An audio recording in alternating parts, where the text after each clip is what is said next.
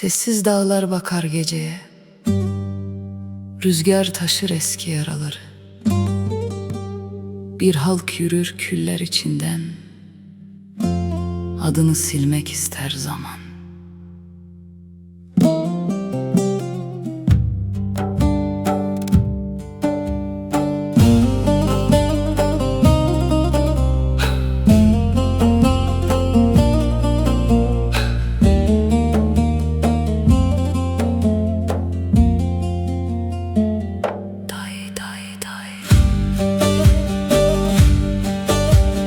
Dağların sesi sinmiş geceye, çocuklar ağlar Mezopotamya'da. Dicle suskun, Fırat yorgun, toprak hala kan kokar.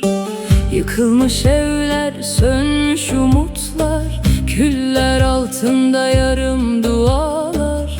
Ama bir ateş kalır içimizde, hiç sönmeyen bir yemin gibi. Çünkü biz taş kadar eski, ateş kadar diri, dağlara yazılmış bir halkız. Ben sevdim seni ey Kürdistan, acınla yasınla direncinle. Bir gün barış iner dağlarına ve bütün ağıtlar türkü olur yeniden. Ben sevdim seni, sen kimsesizlerin vatanı, sürgünlerin son duası, yitik çocukların umudu. Ağrının karı düşer omzuma, Cudi'de yankı olur dualarım. Hasret büyür Botan yollarında, her adımda aklımda dersim. Bir dengbej söyler uzaklarda, kayıp yılların kırık hikayesin. Bir ana bekler kapısında, titrek gözlerle sabaha kadar.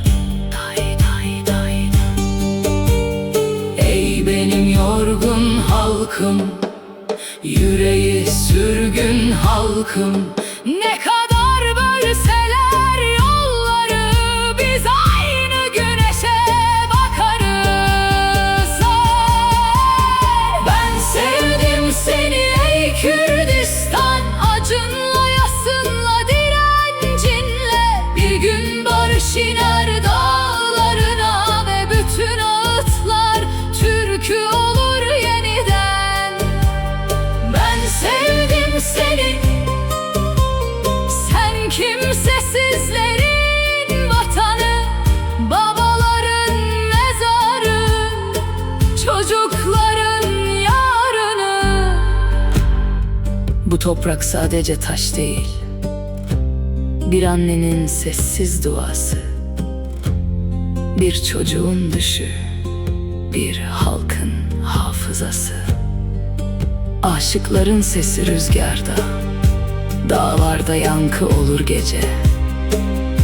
Ve hiçbir karanlık sonsuza kadar sürmez.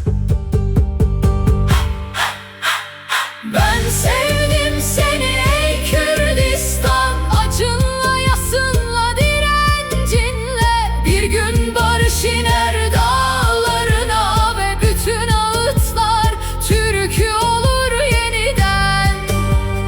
Ben sevdim seni, sen kimsesizlerin vatanı.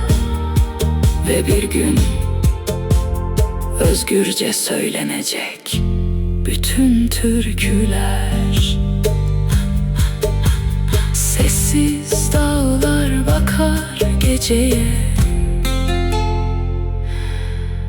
rüzgar taşır eski yaraları.